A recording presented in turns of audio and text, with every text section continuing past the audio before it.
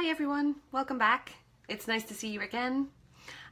We just have time for a short video today, but I had a question from Veronica in Venezuela, and she was asking me about the use of the past perfect.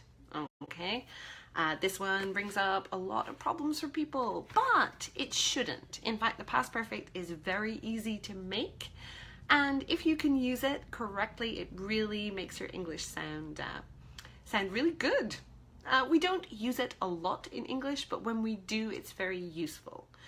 So first of all, how do you make the past perfect? It's very simple. You just use the past tense or the simple past of the verb to have and the past participle. So the simple past of the verb to have, of course, is had. Make sure everybody can see that, had. And then you have the past participle, okay, of the verb. So, for example, a simple example of that would be for the verb to go, okay, would be had gone. Okay, the verb to go would be had gone.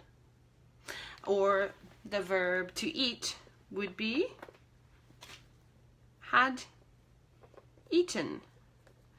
The verb to eat would be had eaten. Okay? So more importantly, how do we use it? There's a few ways that we can use it, or when do we use it?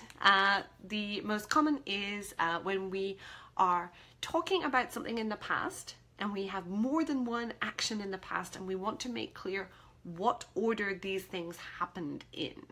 Okay? Thinking about the verb to eat, right? If you're thinking about something which already happened before another time. So let me give you an example. I had eaten dinner, so I wasn't hungry. I had eaten, so I wasn't hungry. Now in this case, we're trying to show what happened first. Okay, in this case, what happens first? Eating. What happens after? Not being hungry. Okay, so for example, after lunch you realize you're not hungry. I had eaten, so I wasn't hungry. You can see that eating comes before not being hungry. Okay, let me think of another example. Let's talk about the weather and the influences of the weather. It had rained. So had rained, past participle of the verb to rain. It had rained, so the garden was flooded. It had rained, so the garden was flooded. Now, everything is happening in the past in this sentence. Okay, but some things happen before the other things. The garden was flooded, right? That's simple past. We know that's in the past. It had rained is your past perfect, right? It shows that the rain comes before the flood. It had rained, so the garden was flooded. Okay?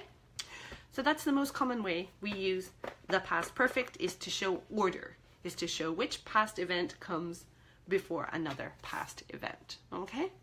There is another way that we use it, right? We often use it to talk about something which continued up to a certain point in the past, right? The past perfect will tell us how long, similar to the present perfect in that way, but instead of, like the present perfect, where an action continues up to a point in the present and stops, the past perfect will show it continuing up to a point in the past and stopping. Let me give you an example, okay? So let's talk about education. When he graduated, when he graduated, the verb to graduate, he had been studying for 4 years. When he graduated, he had been studying for 4 years. Okay, make sure everybody can see that. So again, he graduated is in the past, right? We can see that. But what else was continuing up to that point? Graduated is a point in the past, and up to that point he had been studying. Okay, let me give you another example. Let me think. Let's think of a work-based one, okay? Let's think about, for example, thinking about quitting a job, okay? When I quit my job, right? You quit your job when you've had enough. When I quit my job, I had worked there since 2008. When I quit my job, I had worked there since 2008. Okay? So quit my job is a point in time. It's a point in time. I had worked there is a continuous action up to that point. Okay?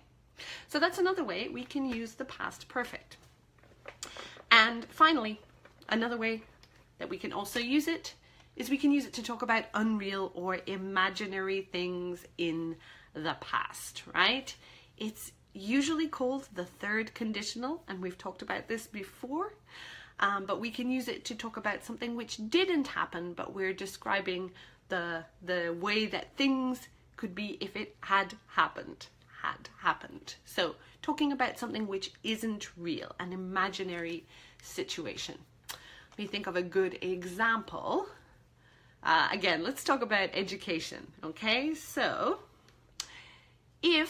let's talk about an if, okay? If she had studied, she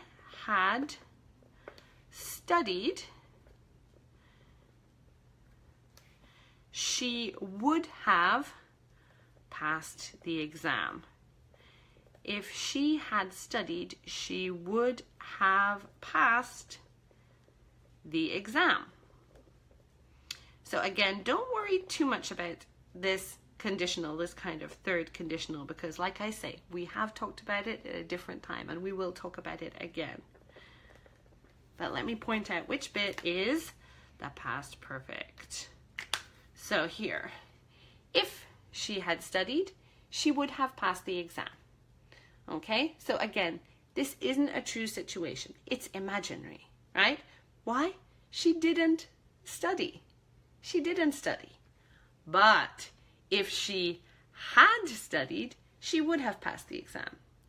Unfortunately, in reality, she didn't study. And she didn't pass the exam. But if she had studied, she would have passed the exam. So you could see again, had studied, past tense of have, and past participle. So those are the 3 ways that we use the past perfect, okay? That was a great question from Veronica, and I don't get a lot of grammar questions. So if you do have more grammar questions, please ask me. I'll be posting some other grammar videos, hopefully in the week, with some helpful tips about past perfect, present perfect, and gerunds as well. All right, thank you so much for tuning in today. Have a wonderful weekend. Bye-bye.